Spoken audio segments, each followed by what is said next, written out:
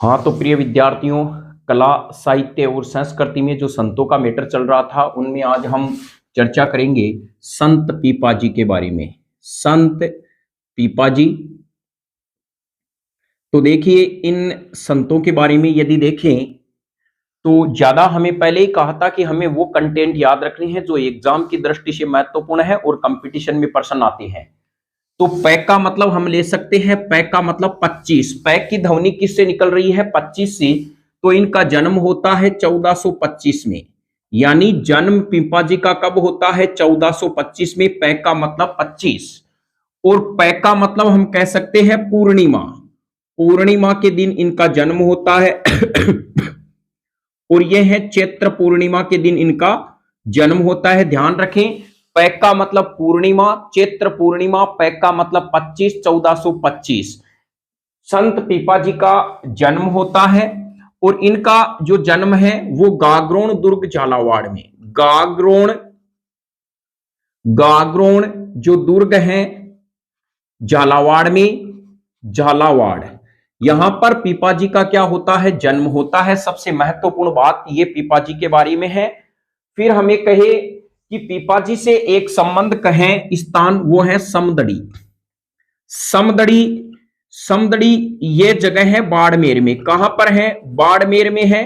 और हम यह भी जानते हैं पीपाजी है वो दर्जी का काम भी करते हैं। सैक का मतलब है सिलाई, यानी पीपाजी जो हमें पता है दर्जी का काम होता है, सिलाई का काम करना। तो हम कहें पीपाजी है, ये तो हमें एक ध्यान रखना है, ऐसे एकमात्र संत हैं जो सिलाई में रुचि रखते हैं। तो दर्जी का काम करने वाले कौन से संत है? सैक का मतलब सिलाई, सैक का मतलब आप ले लेना समदड़ी, वो एकमात्र पीपाजी हैं। तो सैक का मतलब सिलाई, पीपाजी दर्जी का काम करते हैं, उसमें सिलाई होती है। सैक का मतलब हम कहेंगे ये जगह है समदड़ी बाड़मेर में। यहां पर ये पीपाजी क्या करते हैं? दर्जी का काम करते हैं। दर्जी का काम करते हैं, काम करते हैं। तो यह भी बहुत ही महत्वपूर्ण प्रश्न है कि समदड़ी का संबंध किससे है? संत पीपाजी से है। और वहां पर क्या काम किया था? यानी दर्जी का काम किया था। गागरोन दुर्ग में क्या है? इनका जन्म होता है पीपाजी का 1425 में चैत्र पूर्णिमा में। और इनकी जो गुफा है, यानी पीपाजी की जो गुफा है वो टोडा टोंक में है। टोडा टोंक में इनकी गुफा बनी हुई है। तो टोडा टोंक में किस संत की गुफा बनी हुई है? संत पीपाजी की गुफा है वो टोडा टोंक में बनी हुई है। फिर एक बात ध्यान रखना, बहुत ही महत्वपूर्ण फैक्ट है कि यह किसको हराते हैं? पै का मतलब आप ये ध्यान रखना, पै यानी हम कहें इसी से ध्वनि होगी, फिरोज शाह तुगलक को हराते हैं। पै का मतलब देखिए, पी पै का मतलब हम कह सकते हैं फै, तो यह फिरोज शाह तुगलक को हराते हैं।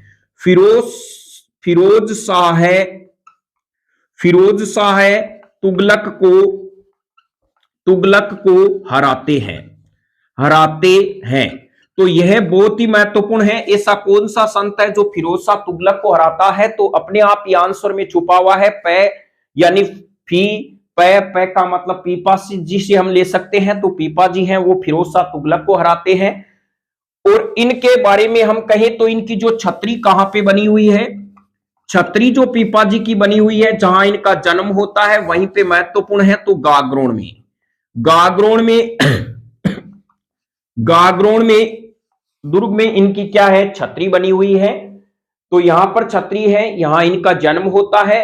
और 1425 चैत्र पूर्णिमा में समदड़ी बाड़मेर में ये दर्जी का काम करते हैं। टोडा टोंक में इनकी गुफा है। और फिरोज शाह तुगलक को क्या करते हैं? ये युद्ध में हराते हैं। और इनका जो ग्रंथ है बहुत ही महत्वपूर्ण है। ग्रंथ है, इसका क्या नाम है? ग्रंथ है इनका ग्रंथ है चितावनी जोग। चितावनी जो जोग जोग है वो पीपाजी का क्या है? ग्रंथ माना जाता है। तो यह पीपाजी के बारे में फैक्ट थे। तो मैंने पहले ही कहा हम दो दो संत या तीन तीन संत को क्रम वाइज पढ़ेंगे जिससे यह आपका मैटर हो जाए। तो यह था पीपाजी के बारे में। अब हम एक बार इसका रिवीजन करते हैं। तो बताइए पीपाजी का जन्म कब हुआ? पै का मतलब 25, 1425। पै का मतलब पूर्णिमा, चैत्र पूर्णिमा में पीपाजी का जन्म होता है। गागरोन दुर्ग झालावाड़ में, यह गागरोन दुर्ग झालावाड़ में है। और समदड़ी ये सिलाई का काम कहां करते हैं, यानी दर्जी का काम सहका मतलब समदड़ी बाड़मेर में करते हैं। इनकी गुफा है जो टोडा टोंक में है। किसको हराते हैं, फिरोसा तुगलक को हराते हैं। इनकी छतरी गागरोन में बनी हुई है। ग्रंथ है इनका चितावनी चौक। अब हम नेक्स्ट संत को लेते हैं जो है रैदास जी। चलिए नेक्स्ट संत के बारे में, और यह भी ध्यान रखें मैंने पहले ही कहा था कबीर जी हैं और धन्ना जी हैं, पीपा जी हैं, रैदास जी हैं, ये सब रामानंद जी के शिष्य हैं। तो इनको एक ही लाइन में आप याद रख लें, बार बार लिखने की जरूरत है नहीं। तो अब हम बात करते हैं रैदास जी के बारे में। संत रैदास जी,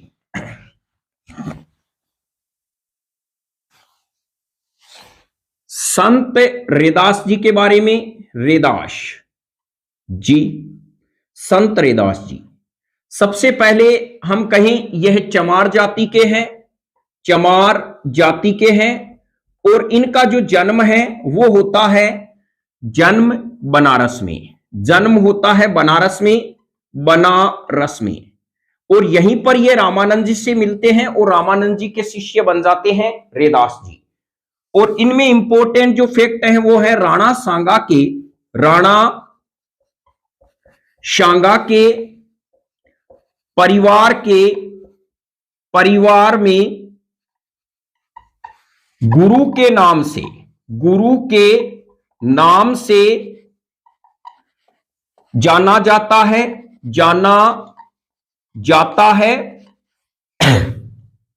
अतः ध्यान रखें, बहुत ही महत्वपूर्ण है, मीरा अपना गुरु मानती है, अपना गुरु मानती है। कौन से संत को मीरा अपना गुरु मानती है? क्योंकि मीरा का संबंध मेवाड़ में राणा सांगा के परिवार से था, तो मीरा अपना गुरु मानती है रैदास जी को। चमार जाति के थे, जन्म इनका बनारस में होता है, रामानंद जी के ये शिष्य बन जाते हैं। राणा सांगा के परिवार के गुरु होने के नाम से, यानी राणा सांगा के परिवार में ये गुरु के नाम से जाने जाते हैं, उन्हें गुरु का दर्जा होता है, तो मीरा भी इन्हें अपना गुरु मान लेती है। अब चलिए नेक्स्ट इनका जो फैक्ट है वो पढ़ते हैं। फिर रैदास जी जो है वो संतों के संत कहे जाते हैं। ध्यान रखें, संतों के संत बहुत ही महत्वपूर्ण है। संतों के संत कौन कहे जाते हैं? रैदास जी।